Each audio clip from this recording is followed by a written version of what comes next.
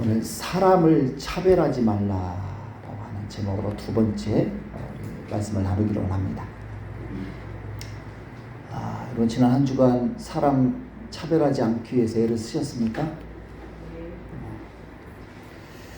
근데 우리가 사람을 차별하지 않으려고 하면 할수록 결코 쉽지 않음을 우리가 알게 됩니다. 자, 야고보 사도는 2장에서 특별히 교회 안에 차별 문제를 다루고 있어요. 교회 밖에서의 차별은 어쩌면 당연한 거예요. 그 죄인들이 사람 차별하는 거 그거 막을 수가 없습니다. 그러나 교회 안에서 어떻게 차별할 수 있냐? 교회 안에서는 차별하면 안 된다. 왜냐? 우리는 차별하면 안 될 수많은 이유를 가진 사람들이기 때문이다 라고 야고보 사도가 얘기를 해요. 자, 우리가 부자와 가난한 자를 차별하면 안 되는 이유 첫째는 우리는 차별하지 않는 분을 믿고 있기 때문입니다. 네. 자, 이건 우리가 지난주에 자세히 말씀을 나눴어요. 자, 우리는 세상에서 우리보다 훨씬 돈 많은 사람들에 의해서 차별당하며 살았어요. 그러나 우리 주님은 그런 우리를 차별하지 않으시고 오히려 선택하셔서 영적으로 부욕케 하셨다라고 하는 것입니다. 자, 이것이 바로 저와 여러분이 예수를 믿는 저와 여러분이 다른 사람을 차별하면 안 되는 중요한 이유다. 예, 이유다. 주님이 우리를 차별하지 않으셨으니 우리도 차별하면 안 된다. 이해되시죠? 자, 두 번째. 우리가 부자와 가난한 자를 차별하면 안 되는 이유. 부자들의 교만한 행태 때문입니다. 자, 이 6절 같이 읽겠습니다. 너희는 도리어 가난한 자를 업신 여겼도다. 부자는 너희를 억압하며 법정으로 끌고 가지 아니하느냐. 야고보 사도가 말해. 왜 부자를 우대하느냐? 교회 안에서. 부자는 너희를 억압하며 법정으로 끌고 가지 않느냐라고 반문합니다. 여러분, 고대 지주들은 자신을 변호할 수 없는 고아와 가부 같은 그런 가난한 이들을 착취했어요. 그들의 땅을 빼앗기도 하고 그들의 재산을 갈취하기도 했습니다. 임금을 주지 않고 고된 노역을 부리고 삭설 떼먹거나 턱없이 적게 주는 일이 비일비재했어요. 자, 야고보서 5장 4절 읽겠습니다. 보라, 너희 밭에서 추수한 품꾼에게 주지 아니한 삭시 소리 지르며 그 추수한 자의 우는 소리가 만군의 주의 귀에 들렸느니라. 이렇게 부자들은 가난한 사람들의 재산을 노동을 착취해가지고 재물을 쌓았다라고 하는 것입니다. 또한 부자들은 가난한 사람들이 돈을 빌리고 안 갚으면 냉정했어요. 그들을 멱살을 잡고 법정에 끌고 가서 감옥에 가둬버렸어요. 여러분, 마태복음 18장에 나오는 예수님의 비유에서도 보면 어떤 사람의 100데나리온 빚진 동료 한 사람의 멱살을 잡고 법정에 끌고 가서 빚을 갚을 때까지 감옥에 가두는 내용이 나오잖아요. 이렇게 부자들은 냉정해요. 가난한 사람들이라고 봐주지 않습니다. 여러분, 가난한 사람들은 부자들에게 잘 보여서 좀 작은 도움이라도 받고 싶어요. 네. 그런데 여러분, 부자들의 마음은 그럴 마음이 없어요. 부자도 부자와 어울리고 싶지 가난한 사람과 어울리고 싶지 않습니다. 가난한 사람과 어울려 봐야 얻을 게 뭐 있어요. 네. 그러니까 우리는 내가 좀 부자에게 잘 보이면 뭔가 그들이 내게 잘해주지 않을까. 그런 마음으로 우리는 가난한 사람들보다 부자들을 잘해주려고 하는데 부자들은 그런 호의를 베풀 마음이 없습니다. 오히려 그런 가난한 자들을 이용해서 자기 배를 불리려고 한다고 하는 거예요. 자, 부자들의 행태는 여기서 끝나지 않습니다. 그들은 저와 여러분이 공경하고 아름답게 여기는 예수 그리스도의 이름을 비방하고 있다. 자, 7절 같이 읽겠습니다. 그들은 너희에게 대하여 일컫는 바 그 아름다운 이름을 비방하지 아니하느냐. 여러분, 우리가 저와 여러분이 주로 섬기는 예수 그리스도는 얼마나 위대하고 아름다운 분이십니까? 그분은 하나님의 아들이시고 이 세상을 창조하신 창조주시잖아요. 그런 분이 영광스러운 보좌를 버리고 죄인들을 구원하러 이 낮고 낮은 곳에 오셔서 저와 여러분을 대신해서 목숨을 주셨잖아요. 그리고 죽음을 이기시고 부활하셨잖아요, 여러분. 이순신 장군도 우리 대한민국을 위해서 목숨을 바쳤잖아요. 근데 부활은 못했어요. 근데 우리 주님은 부활하셨지 않습니까? 예. 그리고 다시 하늘로 올라가셔서 하나님 보좌에 앉아 계신 우주의 왕이시다 이 말이에요. 예. 그래서 하나님은 하늘에 있는 자들과 땅에 있는 자들과 땅 아래에 있는 자들로 모든 무릎을 예수 이름에 꿇게 하셨습니다. 모든 입으로 예수 그리스도를 주로 고백하게 하셨어요. 이렇게 대단한 이름, 놀라운 이름, 그 이름이 바로 예수 그리스도다 이 말이죠. 함부로 부르면 안 되는, 부모 이름 함부로 부르면 안 되잖아요. 부모 이름 가지고 놀리면 안 되잖아요. 장난치면 안 되잖아요. 감히 그런데 어떻게 예수 그리스도 그 이름을 가지고 우리가 농담하고 할 수 있습니까? 그런데 부자들에게 예수를 믿으라고 하면 그들은 뭐라고 하느냐? 차라리 내 주먹을 믿으라. 내 주먹을. 그 예수 그리스도를 자기 주먹만도 못한 존재로 모독하거든. 그리고 예수를 따르는 저와 여러분을 예수쟁이라고, 개독교라고 그렇게 비난하지 않습니까? 부자들은 돈을 믿고 의수되며 교만하여서 자기가 하나님 자리에 앉아있어요. 이렇게 예수 그리스도의 이름을 함부로 비방하고 모욕하는 자들이 교회에서 특별 대우를 받는다라고 하는 거, 이거 아이러니죠. 그래서 야고보 사도가 그렇게 하나님의 이름을 모독하고 그렇게 너희를 멸시하고 너희를 법정에 끌고 가는 부자가 그렇게 좋냐? 그렇게 부자가 좋냐? 지금 그러는 거예요. 여러분, 대기업 회장님 여기 와보세요. 아마 양탄자를 깔아드릴 거예요. 여러분, 국회의원이 여기 와보세요. 광고 시간에 일으켜서 박수하고 인사시키고 하잖아요.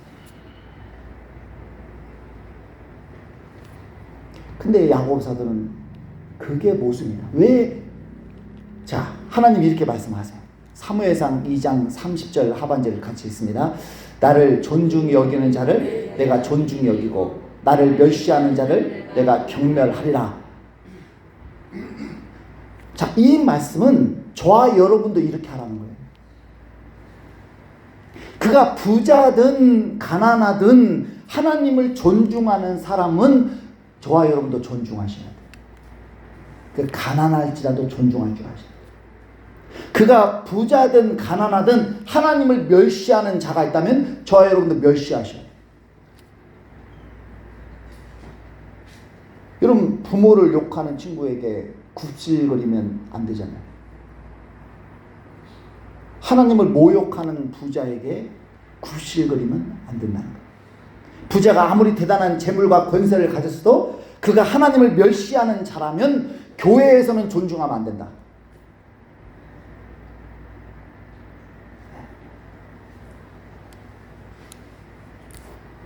그가 세상적인 지위가 있기 때문에, 재산이 있기 때문에 직분을 빨리 주고 금방 장로를 주고 않는다 이 말이에요. 자, 우리가 부자와 가난한 자를 차별하면 안 되는 이유 세 번째, 차별이 하나님 나라의 최고의 법을 어기는 것이기 때문입니다. 자, 8절 같이 읽습니다. 너희가 만일 성경에 기록된 대로 내 이웃 사랑하기를 내 몸과 같이 하라 하신 최고의 법을 지키면 잘하는 것이거니와. 8절에 최고의 법이 나오죠. 이 최고의 법을 헬라어의 문자 그대로 번역을 하면 왕의 법이라고 하는 뜻이에요. 왕을 최고로 번역해놨어요. 왕의 법. 자, 야고보 사도는 5절에서 하나님께서 우리에게 하나님 나라를 상속받게 하셨다라고 했습니다. 저와 여러분은 하나님 나라의 백성들인 줄 믿습니다. 예, 대한민국 백성이면서 동시에 저와 여러분은 하나님 나라의 국민이고 백성이에요. 이 하나님 나라에는 왕이 계시죠. 그 왕이 누구십니까? 틀릴까봐 얘기 안 하시는 거죠. 그 왕이 누구세요? 예수 그리스도잖아요. 예수 그리스도. 자, 우리는 예수 그리스도를 섬기는 사람들이에요. 자, 그런데 이 하나님 나라를 다스리는 왕 예수 그리스도께서 최고로 여기시는 법이 있어요. 그게 바로 왕의 법이에요. 왕의 법. 자, 마태복음 22장에 보면 한 율법사가 예수님께 와서 율법 중에 어느 계명이 가장 큽니까? 라고 묻습니다. 그러자 예수님께서 마음과 목숨과 뜻을 다하여 주 너의 하나님을 사랑하라고 하는 것과 내 이웃을 내 몸과 같이 사랑하라. 이 두 계명이 가장 큰 계명이다 라고 말씀을 하시죠. 자, 이 최고의 법, 왕의 법이 뭐냐? 하나님 사랑, 이웃 사랑. 이게 왕의 법이에요. 왕께서 가장 중요하게 여기시는 법. 네, 그 왕의 법입니다. 제가 AI, 인공지능에게 대한민국에서 가장 중요한 법이 뭐냐라고 물었어요. 그랬더니 AI가 헌법이라고 대답을 하더라고요. 그래서 제가 그럼 헌법에서 가장 중요한 법은 뭐냐? 다시 물었어요. 그랬더니 헌법 제1조 1항입니다. 라고 얘기를 했어요. 여러분 헌법 제1조 1항 아시죠? 네, 우리는 대한민국에 살아도 잘 몰라요. 저도 몰랐어요. 자, 헌법 제1조 1항이 뭐냐? 대한민국은 민주공화국이다. 네, 이게 헌법 1조예요. 대한민국은 민주공화국이다. 자, 민주공화국이 뭐냐? 민주주의와 공화주의를 줄여서 민주공화국이라고 그렇게 부릅니다. 민주주의와 공화주의. 그러니까 민주란 뭐냐? 대한민국의 주권은 국민에게 있다. 이게 민주예요. 공화는 뭐냐? 모든 권력은 국민으로부터 온다. 국민으로부터 나온다. 이게 공화입니다. 네. 그래서 이 민주주의와 공화주의가 대한민국을 떠받치고 있는 근본적인 최고의 법이라고 하는 거예요. 최고의 법. 마찬가지로 하나님 나라를 떠받치고 있는 가장 근본적인 최고의 법이 뭐냐? 하나님 사랑, 이웃 사랑이다. 이웃 사랑. 자, 만약에 누군가 민주공화국인 대한민국을 공산주의나 독재국가로 만들려고 한다면 그 사람은 국가 전복죄로 엄중한 처벌을 받게 될 것입니다. 마찬가지로 하나님 나라의 최고의 법인 하나님 사랑과 이웃 사랑을 파괴하는 자가 있다면 그 또한 하나님의 엄중한 심판을 받게 될 거라는 거예요.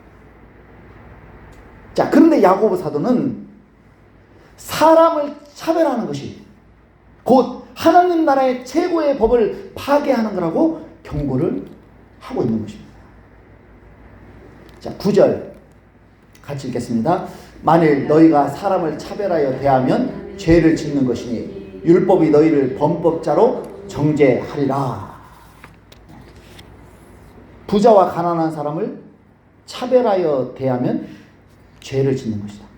내 이웃을 내 몸과 같이 사랑하라는 하나님 나라의 헌법을 위반하는 죄라는 것입니다. 그래서 율법이 너희를 범법자로 정죄하리라. 누구든지 사람을 차별하면 하나님 나라에서 유죄 판결을 받고 심판을 받게 된다라는 말씀입니다. 그러므로 저와 여러분은 차별을 쉽게 여기시면 안 돼요. 에슬리 뮤튼이 이런 말을 했어요. 차별은 애교스러운 약점이 아니라 하나님에 대한 모독이다. 그냥 차별은 그럴 수도 있지 않은 그런 가벼운 죄가 아니라 하나님을 모독하는 심각한 죄라고 경고하고 있는 것입니다. 근데 여러분, 차별을 안 하고 살기가 얼마나 어려운지 몰라요. 얼마나 어려운지 몰라요. 여러분, 예를 들어서 내가 너무너무 사랑하는 내 딸에게 두 사람의 신랑감이 나타났습니다. A라고 하는 신랑감은 믿음도 좋고 하나님을 경외하지만 집안이 가난해요. 지방대를 나왔어요. 중소기업 다녀요. 월급도 많지 않아요. 자, B라는 신랑감은 믿음은 없지만 부모도 잘 살아요. 대기업 다녀요. 연봉도 굉장히 많이 받아요. 자, 여러분 같으면 어떤 신랑감을 고르시겠습니까? A를 고르겠습니까? B를 고르겠습니까? 남의 딸은 그냥 A로 고르죠. 근데 그게 내 딸이라고 하면 쉽게 여러분 A를 고를 수 있겠습니까?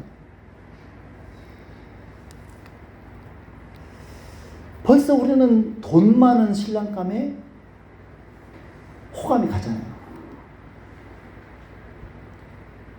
근데 예를 들어서 A, B 신랑감 둘 다 믿음이 좋아. 그럼 어떤 신랑감 고르겠어요? 둘 다 믿음이 좋은데 한 명은 가난해, 한 명은 부자야. 그럼 B 고르겠죠. 아멘 해야 되나요?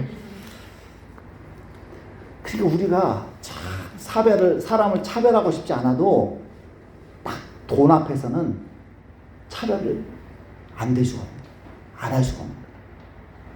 사업하는 분들은 부자 교회와 가난한 교회를 차별해요.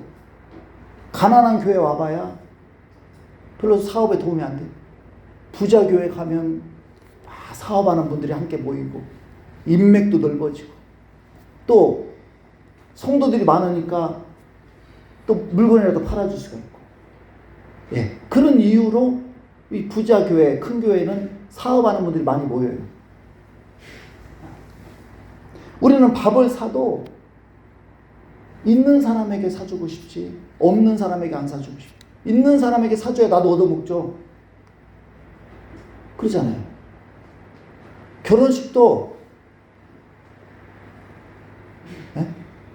내 행사에 올 수 있는 사람이 가지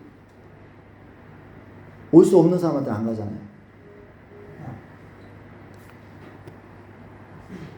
돈 있는 시댁을 돈 없는 친정보다 더 자주 가서 섬기죠. 예. 그래야 유산이라도 좀 받을 수 있지 않겠습니까? 돈 있는 친구가 연락하면 만나고 돈 없는 친구가 연락하면 피하고. 저와 여러분의 행동을 천천히 따져보면 굉장히 계산적이에요. 계산적이에요. 우리가 돈 있는 사람과 없는 사람을 공평하게 대하기가 얼마나 어려운지 낙타가 바늘기로 들어가는 것보다 더 어려운 것 같아요. 더 어려운 것 같아요. 나는 사람을 차별하지 않는다라고 말하는 사람이 있다면 그 사람은 자신을 객관적으로 볼 줄 모르는 사람. 나는 아들과 며느리를 차별하지 않는다. 딸과 사이를 차별하지 않는다. 다 거짓말이에요. 며느리에게 물어보세요. 사위에게 물어보세요. 차별하는지 안 하는지. 우리는 너무나 차별에 젖어 살아서 차별하는지를 몰라요. 그래서 우리는 차별할 수밖에 없는 죄인임을 인정하고 차별하지 않게 해달라고 하나님께 구해야 되는 것이죠. 차별은 하나님 나라의 헌법인 왕의 법을 위반하는 무서운 죄다. 그러므로 차별했음을 깨달을 때마다 회개하셔야 돼요. 하나님, 제가 또 차별했네요. 그렇지 않으면 최고의 법을 위반한 죄로 징계를 받게 된다라고 경고를 하고 있어요. 자, 우리가 부자와 가난한 자를 차별하면 안 되는 마지막 이유는 긍휼은 심판을 이기기 때문입니다.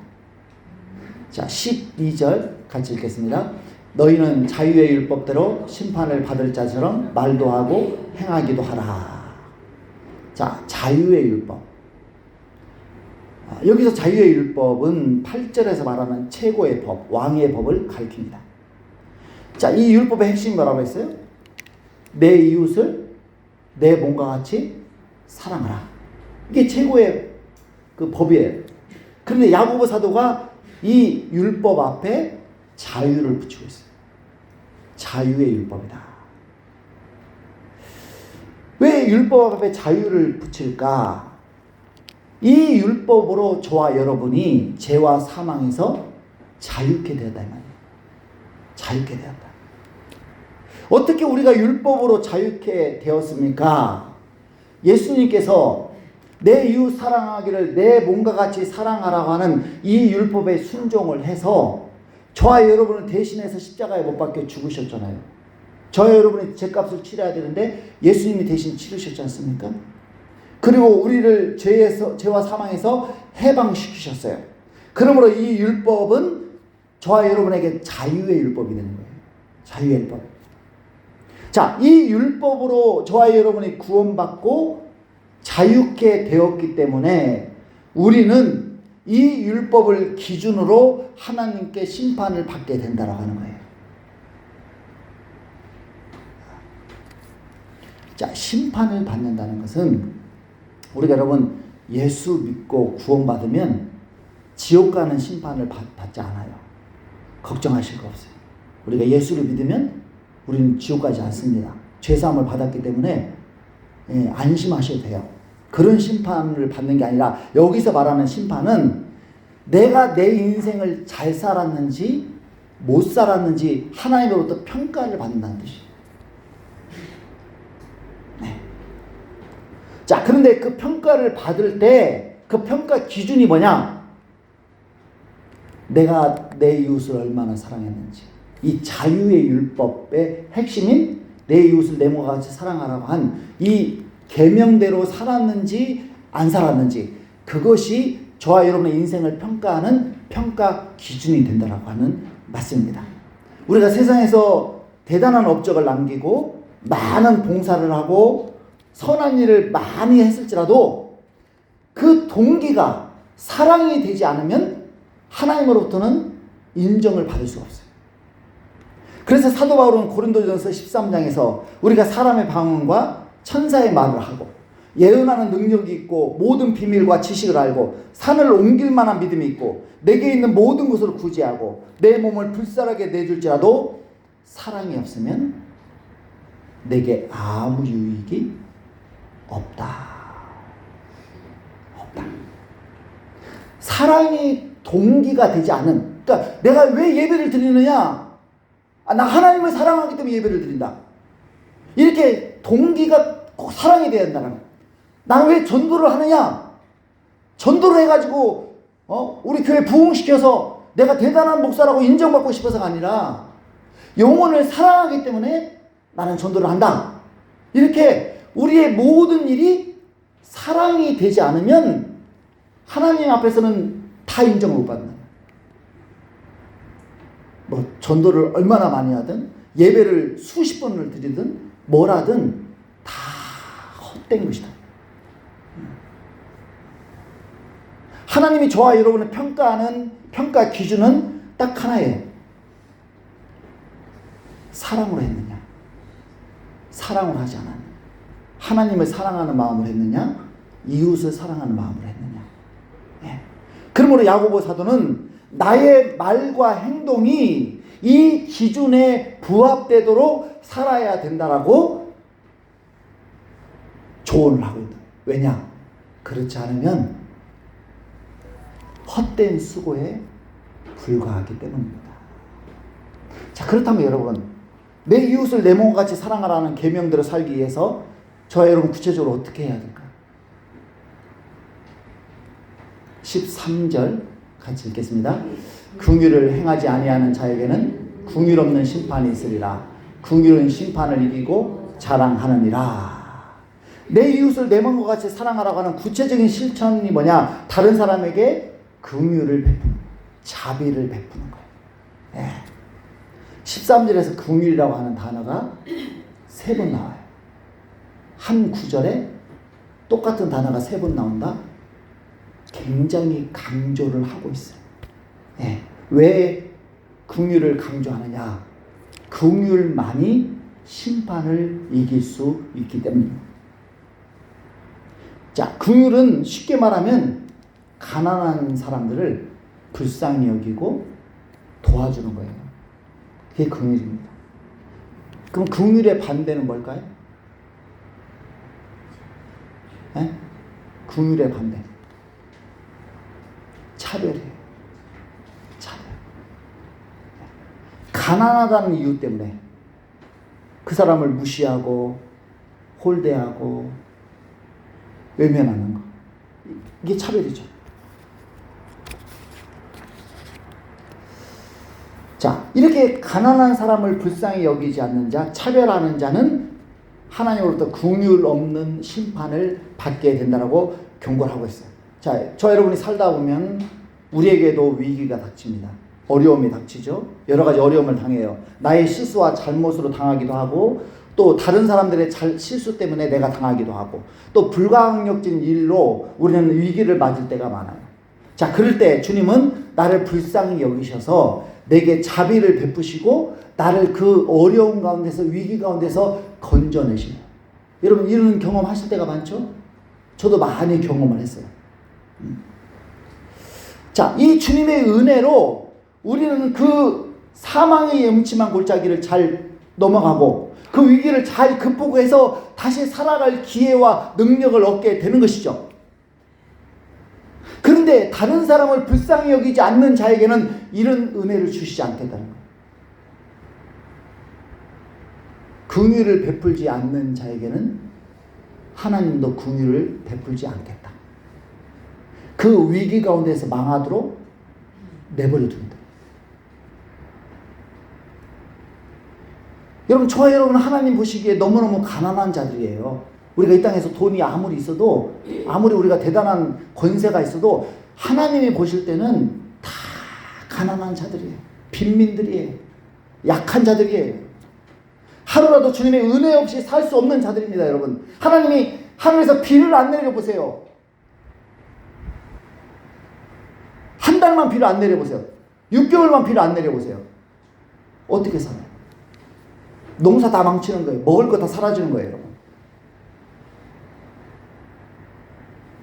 주님이 나를 불쌍히 여기셨기 때문에 오늘 우리 인생을 돌아보면 수없이 많은 난관이 있었고 어려움이 있었고 정말 죽을 뻔한 일도 있었고 가정이 풍비박산 날 뻔한 일도 있었고 그 많은 어려움들이 있었지만 그것들을 우리가 넘어올 수 있었던 이유가 뭐냐? 하나님께서 나와 함께 하셔서 은혜를 주셨기 때문인 것입니다. 자, 이렇게 날마다 우리는 하나님의 긍휼로 사는 존재들이에요. 맞습니까? 하나님의 은혜 없이는 저와 여러분 살 수 없어요. 하나님이 날마다 나를 불쌍히 여기셔야 돼. 그래서 내게 자비를 베푸셔야 돼. 자비를, 내 형편에, 내 상황에 맞게 하나님이 내게 은혜를 주셔야 우리는 살 수 있어요. 그렇지 않으면 저 여러분 못 삽니다. 예. 자, 이렇게 날마다 우리가 하나님의 긍휼로 사는 우리가 나보다 못한 사람들에게 긍휼을 베풀지 않는다면 이제 나는 너에게 더 이상 긍휼을 베풀지 않겠다 라고 경고를 하시는 거죠. 여러분, 긍휼은 심판을 이기고 자랑한다라고 말씀하세요. 다시 말하면 우리가 하나님 앞에 심판받을 잘못을 저지르고 고통 가운데 있을지라도 주님은 우리를 불쌍히 여기시고 우리를 다시 일으키시다라고 하는 거예요. 그게 내가 그런 은혜를 받을 자격이 있어서가 아니라 하나님이 나를 사랑하셔서 나를 불쌍히 여기기 때문에 그런 은혜를 주시는 거예요. 그렇다고 여러분이 하나님 내게 그런 은혜 주셔서 감사하다라고 여러분이 하나님께 무슨 뭐 대단한 뭐 제물을 드리기를 합니까? 대단한 헌신을 하기를 합니까? 하나님이 그냥 우리한테 요구하는 거 없이 그냥 값없이 내려주시는 거예요. 값없이.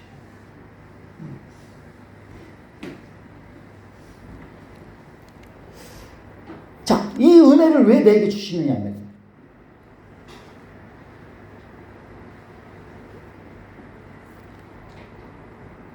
자, 하나님이 저와 여러분에게 그 위기 가운데서 어려운 가운데서 막 건져내시는 은혜를 주시는 이유가 뭐냐? 잘 들으셔야 됩니다. 저와 여러분이 그동안 이웃을 불쌍히 여기며 살았기 때문이에요. 자, 이사야 선지자는 긍휼을 베푼 자가 어떻게 하나님의 긍휼을 받는지 소개를 하고 있어요. 자, 이사야 58장 7절에서 11절까지 우리 앞에 보고 같이 읽겠습니다. 또 줄인 자에게 내 양식을 나누어 주며 유리하는 빈민을 집에 들이며 헐벗은 자를 보며 입히며 또 내 골육을 피하여 스스로 숨지 아니하는 것이 아니겠느냐. 그리하면 내 빛이 새벽같이 비칠 것이며 내 치유가 급속할 것이며 내 공의가 내 앞에 행하고 여호와의 영광이 내 뒤에 호위하리니 내가 부를 때에는 나 여호와가 응답하겠고 내가 부르짖을 때에는 내가 여기 있다 하리라. 만일 내가 너희 중에서 멍에와 손가락질과 허망한 말을 제하여 버리고 줄인 자에게 내 심정이 동하며 괴로워하는 자의 심정을 만족하게 하면 내 빛이 흑암 중에서 떠올라 내 어둠이 낮과 같이 될 것이며 여호와가 너를 항상 인도하여 메마른 곳에서도 내 영혼을 만족하게 하며 내 뼈를 견고하게 하리니 너는 물된 동상 같겠고 물이 끊어지지 아니하는 샘 같을 것이라. 가난한 이웃을 차별하지 않고 오히려 불쌍히 여기고 돕는 자들에게는 주님께서 그를 불쌍히 여기셔서 그에게 놀라운 치유와 회복을 약속하고 계심을 볼 수가 있는 거예요. 그래서 저와 여러분으로 하여금 망할 수밖에 없는 그 환경 속에서 다시 일으키셔서, 그러니까 심판을 이기게 하시는 거예요. 다시 일으키셔서 나로 하여금 하나님이 하셨습니다라고 간증하며 자랑하게 하시는 거예요. 여러분, 차별을 쉽게 생각하시면 안 돼요. 차별은 하나님 나라의 헌법을 파괴하는 무서운 죄입니다.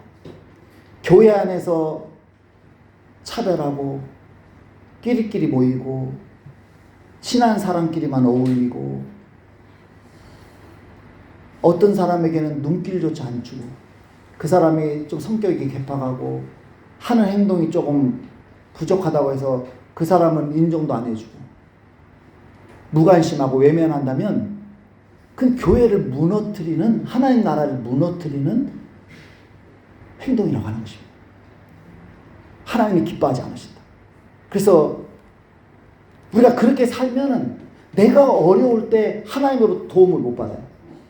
그러니까 저와 여러분이 어려울 때마다 하나님의 도움을 받고 싶은 방법이 있어요. 기도 많이 한다고 되는 게 아니에요. 저와 여러분이 가난한 사람 차별하지 말고 부자와 똑같이 대하는 것. 똑같이 평등하게. 네. 존중해주고 인정해주고 격려해주고 도와주고 이렇게 우리가 똑같이 이렇게 대하고 그렇게 해줄 때, 긍휼을 베풀 때 하나님도 내가 어려움 당할 때, 내가 위기 가운데 있을 때 그 가난하고 그 연약한 나를 내게 긍휼을 베푸셔서 나를 살리신다라고 하는 이 말씀, 기억하셔야 되겠습니다. 자, 오늘 우리 찬양 주 안에 우리 하나, 우리 지난주에 불렀던 찬양인데 여러분 너무 고백이 되는 찬양이죠. 오늘도 우리가 말씀을 기억하면서 이 찬양 하시고 또 하나님께 준비한 예물 드리도록 하겠습니다.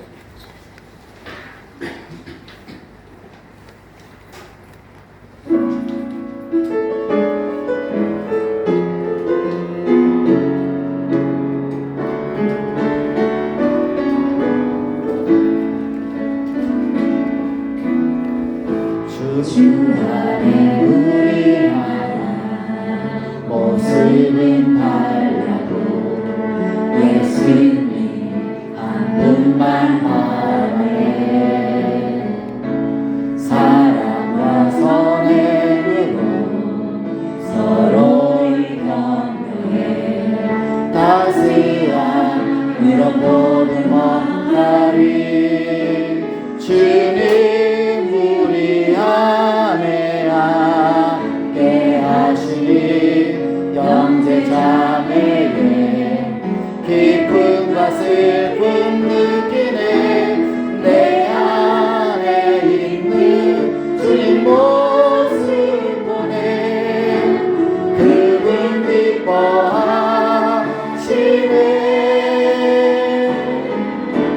주님 우리 통해 계획하시니 부족한 입술로 찬양하게 하시니. 주님 우리 통해 계획하시니 너를 통해 하시니. 주 안에 우리 나라 주 안에 우리 모습은 달라도 모습은 달라도 예수님 한 분만 하네. 사랑과 선행으로 사랑과 선행으로 서로의 격려에 따스한 그런 모든 것들이 주님 우리 안에 함께 하시니 형제 자매의 기쁨과 슬픔 느끼네. 내 안에 있는 주님 모습 보네. 그분 기뻐하시네.